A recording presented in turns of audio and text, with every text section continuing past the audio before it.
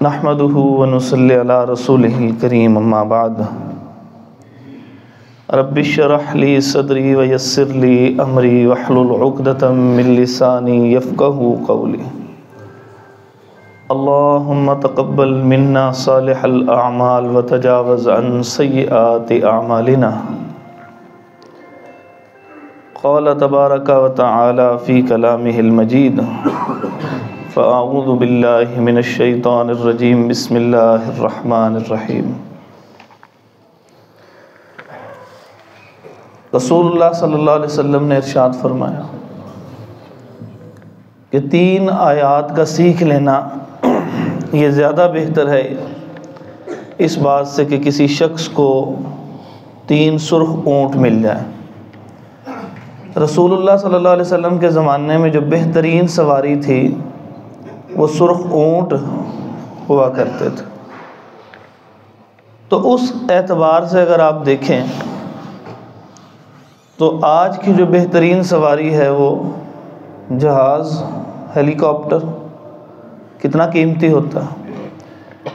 تو اس کا مطلب 3 آیات کو سیکھ لینا زیادہ بہتر ہے 3 سرخ اونٹوں سے، تو آج 3 آیات کو سیکھ لینا زیادہ بہتر ہے 3 جیٹ طیاروں سے،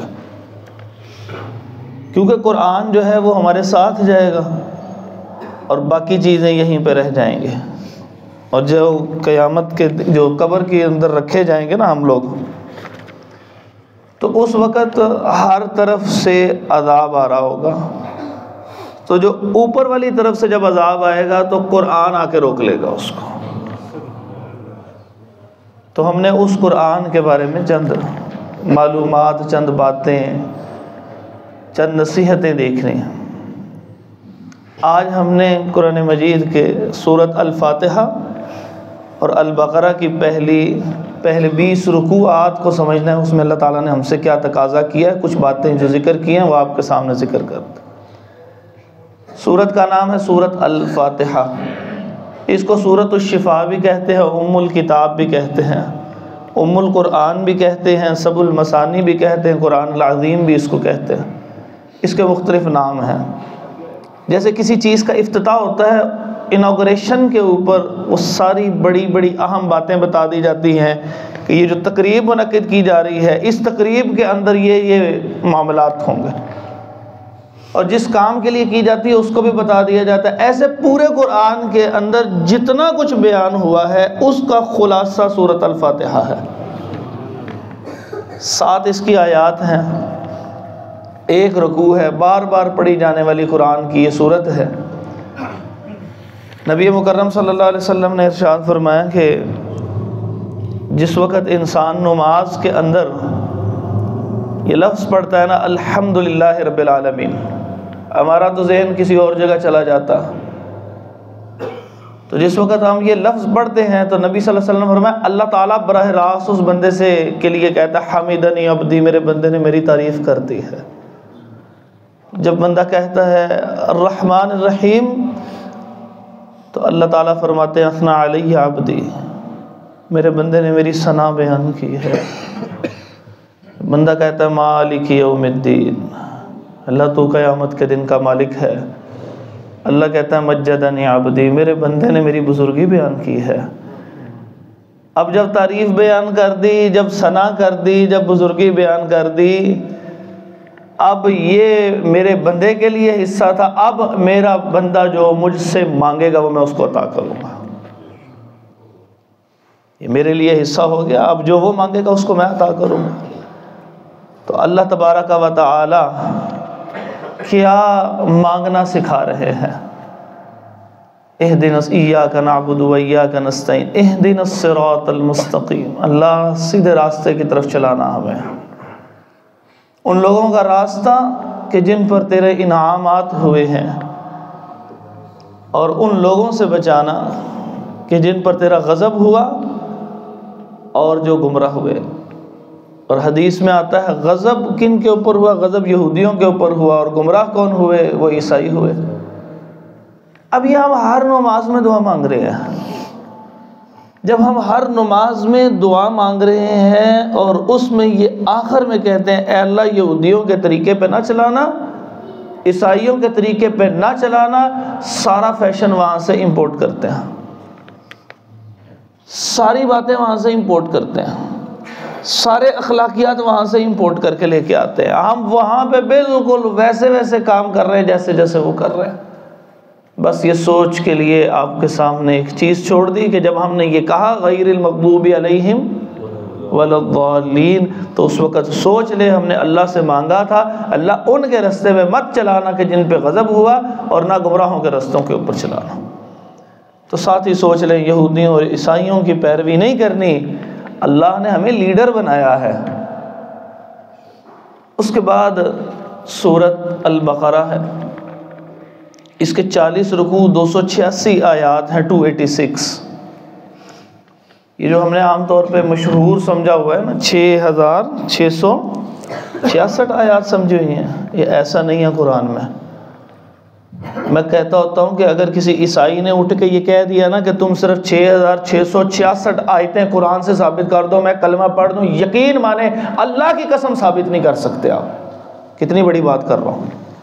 اور یہ ہماری معلومات کا حال ہے کہ جو چھوٹے ہوتے سے لے کے بڑے آخر تک انسان کہتا آ رہا ہے 6000 کتنی 666، یہ نہیں ہے قرآن میں، گل کے دیکھ لیجئے۔ سورۃ الفاتحہ کی 7 ہیں، البقرہ کی 286 ہیں، آل عمران کی 200 ہیں، النساء کی 176 ہے، اسی طرح المائدہ کی 120 ہیں، آگے چلتے چلے جائیں گے، آپ کو گنتی تو آتی ہے، حساب کتاب تو آتا ہے، کر کے دیکھ لیجئے گا جا کے۔ اس لیے صحیح معلومات قرآن کے سمجھیں، ہمیں تو آیتوں کی تعداد بھی نہیں پتہ پوری۔ تو اس کے اندر 286 آیات ہیں۔ بسم اللہ الرحمن الرحیم اس کی پہلی آیت ہے، اور ساتھ ہی آغاز ہے الف لام میم۔ 114 میں سے 29 صورتیں ایسی ہیں جن کا آغاز حروف سے ہوا ہے جو علیحدہ علیحدہ پڑھے جاتے ہیں، قطع قطع، اس لیے ان کو حروف مقطعات کہتے ہیں۔ کہیں 1 ہے، کہیں 2 ہے، کہیں 3 ہے، کہیں 4 ہے، کہیں 5 ہے، بس 6 تک نہیں ہے کہیں۔ اور ان کا مطلب صرف اللہ رب العزت جانتے ہیں، اور شروع میں بتا دیا اے بندے اپنی حد میں رہیں، اپنے علم کو کامل نہ سمجھیں، تجھے الف لام میم کا مطلب بھی نہیں پتا، تجھے حامیم کا مطلب بھی نہیں پتا، تجھے نون کا مطلب بھی نہیں پتا، تجھے کاف ہا یا عین صاد کا مطلب بھی نہیں پتا۔ جب اللہ کو سب کچھ پتا ہے تو پھر اللہ کے آگے سر کو جھکا دینا۔ پھر اللہ تعالیٰ نے قرآن مجید کے اندر 2 باتیں قرآن کے حوالے سے شروع میں ذکر کر دیں۔ پہلی بات ذکر کی کہ یہ جو قرآن ہے نا، یہ اللہ تعالیٰ کی طرف سے نازل کردہ کتاب ہے، اس میں شک نہیں ہے کوئی۔ جیسے کتابیں ہوتی ہیں، آپ نے مختلف قسم کے سافٹ ویئرز بھی دیکھے ہیں، کتابیں بھی دیکھی ہیں، اپلیکیشن بھی دیکھے ہیں، اس کا نیا ورژن آ جاتا ہے، لیکن قرآن کا کوئی نیا ایڈیشن نہیں ہے، اس میں کوئی شک نہیں ہے۔ جب انسان کوئی چیز لانچ کرتا ہے نا تو اس وقت کیا کہتا ہے؟ کہتا ہے یہ بہترین ہے، اس جیسی کوئی چیز نہیں ہے، پہلے یہ کچھ تھا، اس کے اندر یہ سب کچھ وہ خرابیاں نہیں ہیں، یہ بڑی بہترین چیز ہے، لیکن کچھ ہی عرصے بعد وہ نئی چیز لے کے آتا ہے، کہتا ہے نہیں وہ غلط تھی، یہ صحیح تھی۔ اللہ فرماتا ہے لا ریب فی، اس میں ویسے ہی شک کوئی نہیں ہے، اس لیے جس میں شک کوئی نہیں ہے اس کو پڑھنے کی کوشش کریں۔ اور دوسری بات کہی کہ جس میں شک نہیں ہے یہ ہے تمام انسانوں کے لیے، لیکن ہدایت اس کو ملے گی جو سر کو جھکا دے گا، جو پرہیزگاری اختیار کرے گا، ھدی للمتقین۔ دوسرے پارے میں ایک جگہ آتا ہے ھدی للناس، تو ہے یہ تمام انسانوں کے لیے ہدایت، لیکن حاصل وہ کرے گا کہ جو اپنے سر کو رب کے سامنے جھکا دے گا۔ اس کے بعد اللہ تعالیٰ نے 3 گروہوں کا تذکرہ کیا ہے۔ پہلے ایمان والوں کا تذکرہ کیا ہے، پھر کافروں کا، پھر منافقوں کا۔ ایمان والوں کی 5 خصلتیں بیان کی ہیں، اللہ تعالیٰ ہمیں وہ عطا فرما دے۔ پہلی بات الذین یؤمنون بالغیب، جو غیب پر ایمان لاتے ہیں، یہ پہلی خصلت ہے، کیونکہ اس کے اندر یہ بات شامل ہے کہ ہم اللہ کو مانتے ہیں کیونکہ ہم نے اللہ کو نہیں دیکھا، کیونکہ اس کے اندر یہ بات شامل ہے جنت اور جہنم کو ہم نے نہیں دیکھا، مانیں گے؟ جو جو باتیں کہی ہوں گی رسول اللہ صلی اللہ علیہ وسلم نے بعین ہی ہم اس کو مانیں گے۔ نبی صلی اللہ علیہ وسلم نے فرمایا کہ جب معراج کے اوپر میں نے دیکھا کہ ایک ہر آسمان کے اوپر فرشتوں کی تعداد اتنی ہے کہ 4 انگلیاں رکھنے کی جگہ نہیں ہے۔ تو کوئی ہم نے تو نہیں دیکھے نا، ہم نے تو کرامن کاتبین بھی نہیں دیکھے ہوئے۔ آیت الکرسی پڑھتے ہیں، ایک حفاظت کے لیے فرشتہ مقرر ہوتا ہے، کبھی کسی نے دیکھا؟ جمعے والے دن جب اس وقت امام سے پہلے، اذان سے پہلے آپ اندر داخل ہوتے ہیں، وہاں پہ کھڑے ہیں فرشتے لکھنے کے لیے، کبھی ہم نے دیکھا؟ نہیں دیکھا۔ ہماری آنکھوں کے سامنے جان نکل جاتی ہے، ملک الموت جو روح قبض کر رہا ہوتا ہے، ہم نے اس کو نہیں دیکھا۔ اس لیے کہا ایمان والے ہو تو یاد رکھنا، اللہ کے سامنے یہ نہ کہنا میں نے دیکھوں گا تو مانوں گا، کہنا الذین یؤمنون بالغیب، ہاں یا اللہ میں اس بات پر ایمان لاتا ہوں، نظر نہیں آتا، تو نے فرمایا ہے، تیرے حبیب نے فرمایا ہے، اللہ کی قسم سچ ہے، مانتے ہیں۔ پھر اس کے بعد اس کے بعد آنا نماز پڑھنے کی طرف، اس کے بعد اس رزق میں سے خرچ کر جو تجھے ہم نے عطا کیا۔ اور یہ زکوٰۃ کی بات نہیں کی، کیونکہ زکوٰۃ تو امیر نے دینی ہے، کہا جو کچھ بھی ہے اس میں سے کچھ نہ کچھ خرچ کرتا رہا۔ جو رسول اللہ صلی اللہ علیہ وسلم پہ نازل ہوا ہے اس پہ بھی، اور جو آپ سے پہلے نازل ہوا ہے اس پہ بھی۔ یہ 97 آیات ہے ختم نبوت کی قرآن مجید میں۔ ایک آیت واضح ہے، سورت نمبر 33 آیت نمبر 40 میں واضح اللہ تعالیٰ نے فرمایا کہ نبی صلی اللہ علیہ وسلم خاتم النبیین ہے، لیکن یہ بقایا 97 آیات وہ ہے کہ جن میں اشارہ کیا ہے، یہاں کہا جو نبی صلی اللہ علیہ وسلم پہ نازل ہوا اور جو آپ سے پہلے نازل ہوا، اس کا مطلب یہ ہے کہ آپ کے بعد کوئی چیز نازل نہیں ہونی۔ ایسے اشارے ہیں 97 آیات کے اندر۔ اور کہا آخرت پر یقین رکھتے ہیں، یہاں پہ ایمان کا لفظ نہیں بولا کیونکہ ایمان سب ہی رکھتے ہیں، یقین کی کمی ہے۔ اس سے پوچھ لیں، جھوٹ بول رہا ہوگا، فراڈ کر رہا ہوگا، سب کچھ کر رہا ہوگا، گالیاں نکال رہا ہوگا، مارنے کے لیے بےتاب ہوگا دوسرے کو، کہ وہی قیامت آنی ہے، ہاں جی آنی ہے۔ اس کو یقین اس دن آتا ہے جس دن اس کو ڈاکٹر صاحب کہتے ہیں نا بھائی جی لے جو تو جا کے صرف خدمت کر لو، اس دن اس کو بھی یقین آتا ہے، بچوں کو بھی یقین آیا۔ بچوں کو صرف اس کی موت کا یقین آتا ہے، ابا جی کی، اماں جی کی، اپنی موت کا اس کو پھر یقین نہیں آتا۔ فرمایا نہیں، متقی وہ ہیں وبالآخرۃ ہم یوقنون، یہ کامیاب ہونے والے ہیں۔ اس کے بعد کافروں کے متعلق بتایا کہ جس کا دل ہی رک جائے اس کو آپ صلی اللہ علیہ وسلم کی تبلیغ بھی کوئی فائدہ نہیں دے سکتی، کیونکہ حضور سے اچھی تبلیغ کوئی نہیں کر سکتا اور قرآن سے اچھا کلام کوئی نہیں ہے۔ فرمایا جس نے اڑ گیا سو اڑ، جو براہ راست ابو جہل کو رسول اللہ صلی اللہ علیہ وسلم قرآن پڑھ کے سنا رہے ہیں اس پہ اثر نہیں ہو رہا، جو ڈھیٹ ہو جائے وہ ڈھیٹ ہو گیا۔ اللہ تعالیٰ ہمارے دلوں کو ایسا نہ بنا دے۔ اس کے بعد منافقوں کی نشانی بیان کی کہ یہ ہیں کافر، ظاہر کرتے ہیں کہ ہم مسلمان ہیں، پھر ان کی 2 قسمیں بیان کی ہیں۔ یہ اکثر لوگوں کو نہیں پتا، منافقوں کی 2 قسمیں ہیں۔ یہ میں اعتقادی اور عملی کی بات نہیں کر رہا، اعتقادی کی بھی 2 قسمیں ہیں۔ پہلی قسم وہ ہے کہ جو پکے پکے ہیں، ڈھیٹ ہیں، اور وہ کہتے ہیں ایک لمحے کے لیے بھی ایمان کی طرف رخ نہیں کرتے۔ کچھ ایسے ہیں جس کے متعلق یہاں پر بھی ذکر ہے اور آگے جا کے بھی ذکر ہے، مذبذبین بین ذلک لا الہ الا ولا الہ الا، متردد ہیں۔ کبھی دیکھتے ہیں کہ ایمان کی طرف سے آنے والی ٹھنڈی ہوائیں جب ریاست مدینہ بن گئی، بڑے فضائل، بڑی چیزیں ملنی شروع ہوئیں، بڑی غنیمتیں ملنی شروع ہوئیں، تو ساتھ چلنا شروع ہو جاتے تھے۔ جیسے جہاد کی وجہ سے تھوڑی سی آزمائشیں ہی وہیں پر رک جاتے تھے۔ اس کے بعد کہا کہ تمہیں سوچ پیدا ہوتی ہوگی یہ دنیا کس نے بنائی ہے؟ یہ اللہ تعالیٰ نے بنائی ہے۔ تمہیں سوچ پیدا ہوتی ہوگی یہ دنیا کیسے چلے گی؟ تو فرمایا کہ یہ اللہ تعالیٰ نے قرآن نازل کیا ہے۔ کافر پوری دنیا میں اسلاموفوبیا کا شکار ہے۔ اسلاموفوبیا کس کو کہتے ہیں؟ اسلاموفوبیا کہتے ہیں کہ جب کوئی بندہ تحقیق کیے بغیر اسلام کو الزام دے دے، بس تحقیق کوئی نہیں کی۔ کوئی بندے پہ غصہ ہوتا ہے نا آپ کو، تو دیکھا کہ کوئی بھی مسئلہ خراب ہوا، کہتے یار نہیں کیتا ہونا، بس بغیر تحقیق کے۔ ہمیں بھی امریکہ فوبیا ہوا ہے، کوئی مسئلہ امریکہ نے کرایا، یہ ہے فوبیا، دماغ کے اوپر سوار ہو چکا ہوا ہے۔ تو یورپ کے اندر اسلاموفوبیا، وہ کہتے ہیں جتنی ہماری خرابی ہے، جو کوئی لڑائی ہے، وہ سارے کے سارے وہ کہتے ہیں کہ یہ اسلام کی وجہ سے ہوا ہے، وہ اسلاموفوبیا کا شکار ہیں۔ اس لیے مسلمانوں کو بھی تکلیف پہنچاتے ہیں اور اسلام کو بھی تکلیف پہنچاتے ہیں۔ جگہ جگہ آپ نے دیکھا ہوگا کہ قرآن کو بھی جلا رہے ہوتے ہیں، دماغ میں یہ سوار ہوا ہے۔ اللہ تبارک و تعالیٰ نے اتنے پیارے انداز سے، نرم اور شفقت والے انداز سے ان کو سمجھایا ہے۔ وہ اسلاموفوبیا کا شکار لوگوں، تم سمجھتے ہو یہ اللہ کا کلام نہیں ہے نا، یہ انسانوں نے خود گھڑا ہوا ہے، تو تم بنا کے دکھا دو، مشکل تو ہے ہی کوئی نہیں۔ تم یہ کہتے ہو کہ یہ سائنس کے خلاف ہے، یہ سائنس کے خلاف ہے، یہ سائنس کے خلاف ہے، چھوڑ دو، سارا ہی خلاف ہوگا، تم صرف اس جیسی 3 آیتیں بنا کے دکھا دو۔ وہ مشکل ہے، 3 جملے نہیں بول سکتے تم، گھنٹوں تقریریں کرتے ہو، تم 3 جملے نہیں بول سکتے، ساری دنیا اکٹھی ہو جائے نا۔ تو میں نے 3 جملے اس لیے کہا کہ ایک سورت کہا ہے تو ایک سورت مختصر، اِنَّا أَعْطَيْنَاكَ الْكَوْثَرَ فَصَلِّ لِرَبِّكَ وَانْحَرْ إِنَّ شَانِئَكَ هُوَ الْأَبْتَرُ، اتنا سا نہیں کہہ سکتے۔ پھر اس کے بعد کہا لوگوں 2 زندگیاں 2 موتیں ہیں، تم اللہ کا کیسے انکار، تم تھے پہلے؟ نہیں تھے۔ کہا تم زندہ ہوئے؟ ہاں جی زندہ ہو گئے۔ پہلی موت گزر گئی؟ تھے نہیں، اب زندہ ہو گئے۔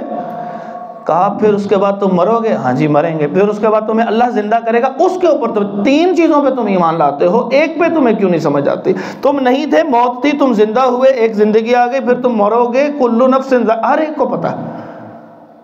اس کے بعد اگلی زندگی کا تمہیں کوئی اعتبار نہیں آتا۔ تو اس سے یہ اللہ تعالیٰ نے انسانوں کو سمجھایا کہ سمجھو، لیکن یہاں پر کچھ افراد نے کہا دیکھو 2 زندگیاں اور 2 موتیں ہیں، کہتے ہیں قبر کی زندگی کوئی نہیں ہے۔ بھائی اللہ تبارک و تعالیٰ نے بڑی بڑی 2 زندگیاں اور 2 موتیں بتائی ہیں، درمیان والا عرصے کے اندر جو زندگی اللہ نے اس کی نفی نہیں کی۔ اور ماں کے پیٹ کی زندگی کی اللہ نے کب نفی کی ہے تو صحیح نا، وہاں پہ بھی تو زندگی ہے، تو پھر کیا کریں گے؟ اس کا انکار کر دیں گے؟ نہیں، یہ جو بنیادی طور پہ جو روح اور جسم کا اس انداز سے اتصال ہے، اس کو زندگی کہتے ہیں۔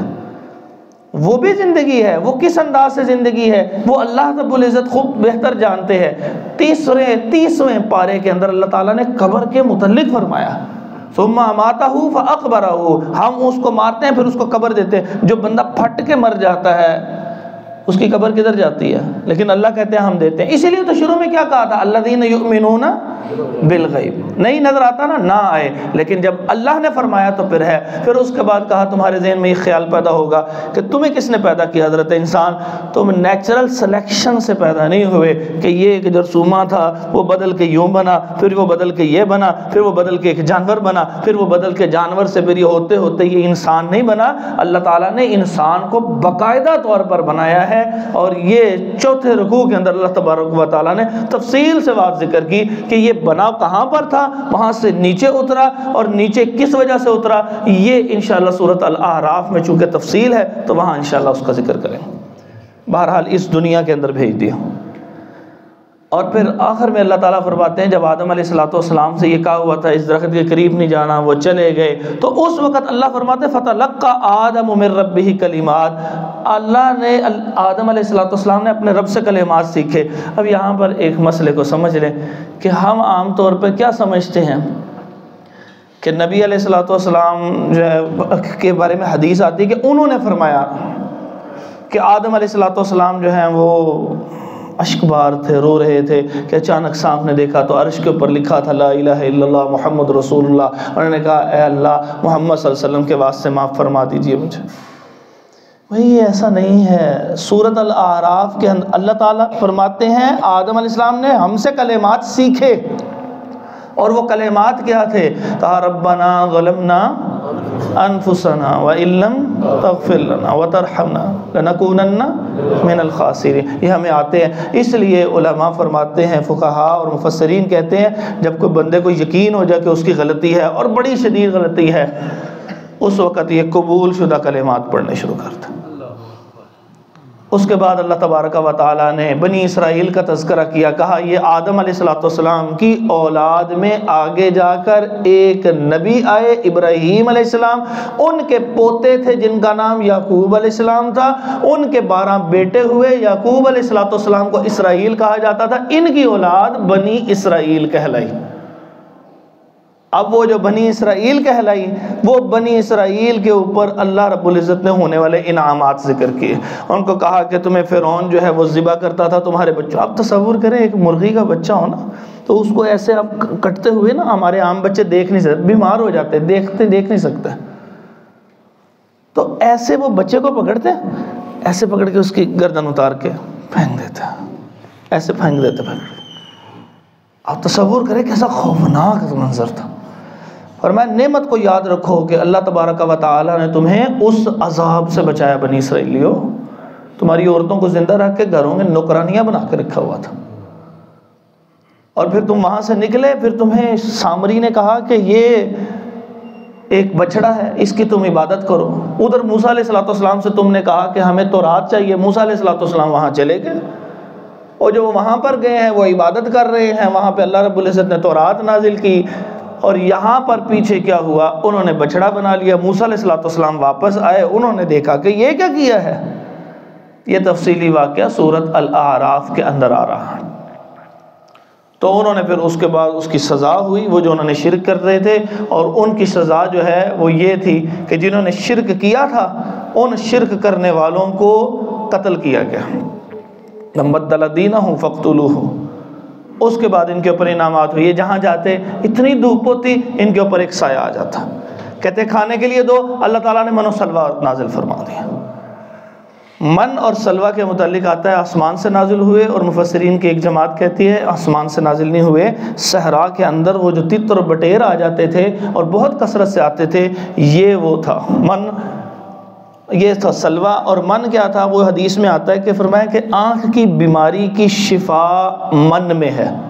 من کیا ہے، وہ کھمبی ہے، وہ جو صحراؤں میں نہیں نکلتی وہ چھوٹی سی، تو وہ میٹھی سی کھمبی، اس میں کچھ زہریلی ہوتی ہے کچھ میٹھی ہوتی ہے، جو میٹھی ہے فرمایا کہ یہ القمۃ من المن، یہ وہ من کی قسم میں سے۔ اچھا ان کو فری کھانے پینے کو مل رہا ہے، لیکن بعض لوگوں کو فری کھانے پینے کا ہضم نہیں ہوتا، کہنے لگے جی ہم نے دالیں کھانی ہیں، ساگ کھانے ہیں، محنت کرنی ہے۔ کہا اچھا پھر جاؤ محنت کرو۔ پھر اللہ تعالیٰ نے ایک بڑی بات بتائی، یہ صرف 6 منٹ رہ گئے ہیں اور آپ غور سے سنیے گا۔ اللہ تعالیٰ نے ایک بڑی بات بتائی، کہتے ہیں کہ پھر جاؤ، تم نے اپنی مرضی کرنی ہے نا، کھیتی باڑی کرنی، جاؤ پھر جا کے کھیتی باڑی کر لو۔ پھر اللہ تعالیٰ فرماتے ہیں ان کے اوپر ذلت اور مسکینی طاری کر دی گئی۔ تو کھیتی باڑی میں ذلت اور مسکینی کیا ہے؟ میں تفسیر دیکھتا رہا، میں نے کھیتی باڑی میں تو بڑی عظمت ہوتی ہے، تو ذلت اور مسکینی اللہ کیوں کہہ رہے ہیں؟ تو اکثر لوگ جو کھیتی باڑی کرتے ہیں ان کو اندازہ ہوگا کہ ان کا کبھی بیج ختم ہو جاتا ہے، کبھی ادویات کا مسئلہ بنا رہتا ہے، کبھی فصل خراب ہو جاتی ہے، کبھی فصل بہت اچھی ہو جاتی ہے، تو ویسے لڑائی شروع ہو جاتی ہے۔ تو اللہ تعالیٰ نے اشارہ کر دی یہ انسان کی فطرت ہے۔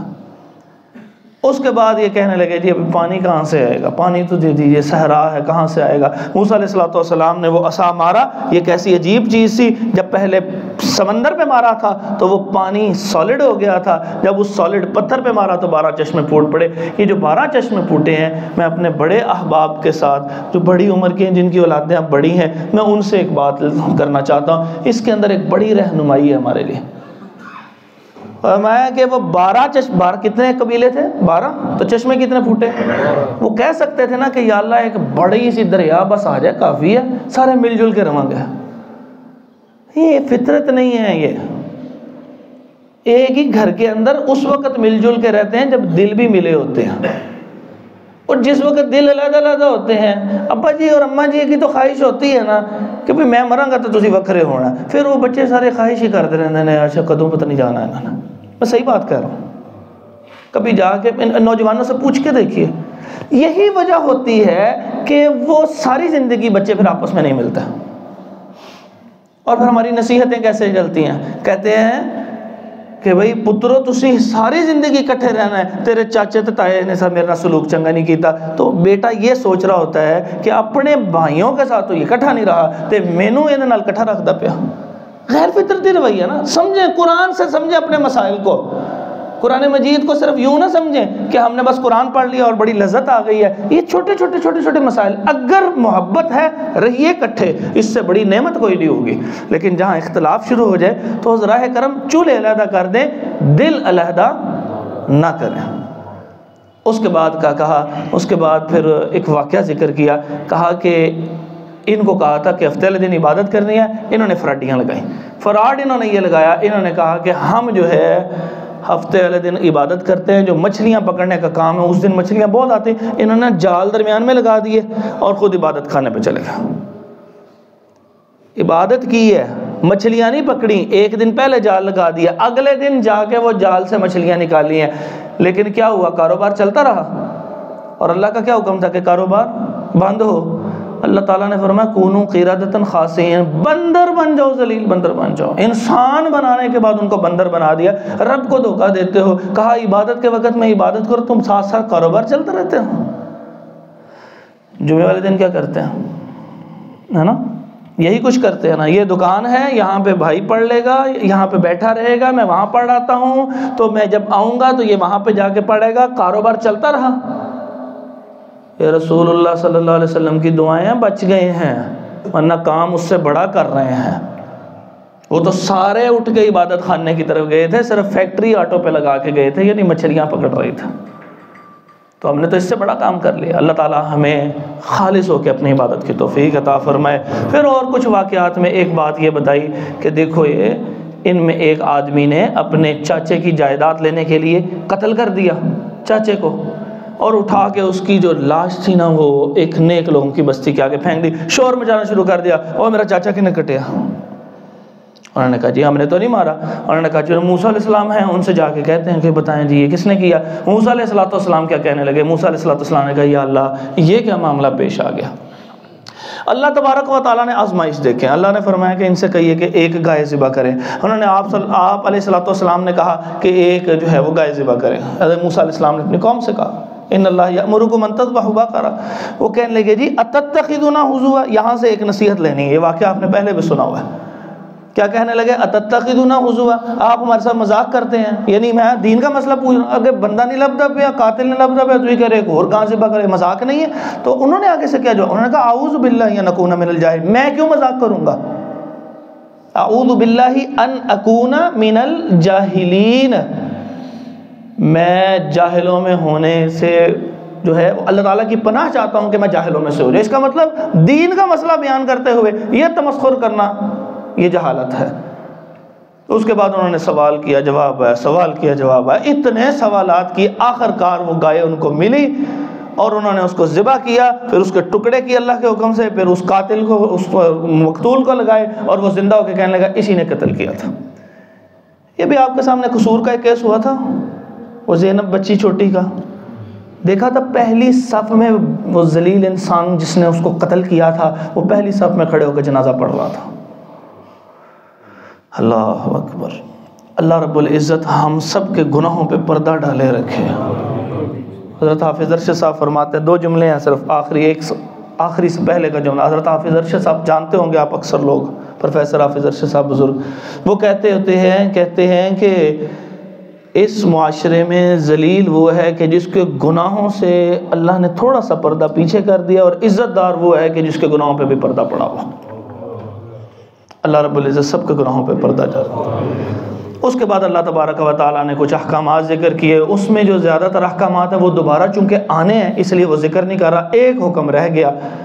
حضرت ابراہیم علیہ السلام کی بڑی آزمائشیں ہوئیں. ابراہیم علیہ السلام نے جس وقت آزمائشیں ہو چکی کہنے لگے کہ میرے بیٹے کے لیے بھی یا اللہ جس طرح تو نے کہا ہے نا کہ نبی بنائیں گے، میری اولادوں کو بھی اسی طرح بنانا. کہا ہم ظالموں کو نہیں بنائیں گے. پھر اس کے بعد اللہ تبارک و تعالیٰ کے حکم سے انہوں نے اور اسماعیل علیہ السلام نے مل کے خانہ کعبہ بنا لیا. جب خانہ کعبہ بنا لیا تو پھر اللہ رب العزت نے حکم دیا ان طہرا بیتیہ للطائفین والعاکفین والرکع السجود. اے ابراہیم اور اسماعیل علیہ السلام، آپ دونوں نے اس بیت اللہ کو صاف رکھنا. تو یہ بہت بڑا منصب ہے جو اللہ عطا فرمانا. اس لیے ہم سب کی ذمہ داری ہوتی ہے. پنکھا کیوں نہیں چل رہا؟ کیوں چل رہا ہے؟ یہ چیز یہاں پہ کیوں پڑی؟ اٹھائیں اور جیب میں ڈال لیں، کوئی بات نہیں. امام بخاری کا وہ بال گر گیا تھا تو انہوں نے کہا کہ اچھا نہیں لگتا. انہوں نے کہا یہ بھی اچھا نہیں لگتا کہ بال مسجد میں پڑا رہے، میرے پہ اچھا نہیں لگتا نا تو میں اس کو جیب میں ڈال لیتا ہوں. اور ہم کیا کرتے ہیں؟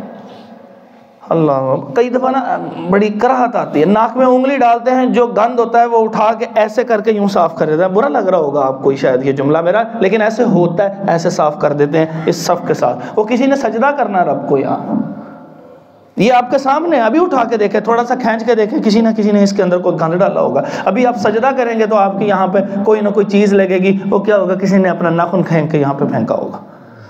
کوئی منہ میں چیز آ جاتی ہے تو منہ سائڈ پہ کر کے تھوک دیتے ہیں یہاں پر. یہ مسجد کے آداب ہیں بھائی، کوئی مسجد کے آداب تو ایسے نہیں ہے. اللہ رب العزت ہمیں مسجد کا جلال اور ادب عطا فرما دے. اقول قولی ھذا استغفر اللہ لی ولکم ولجمیع المسلمین.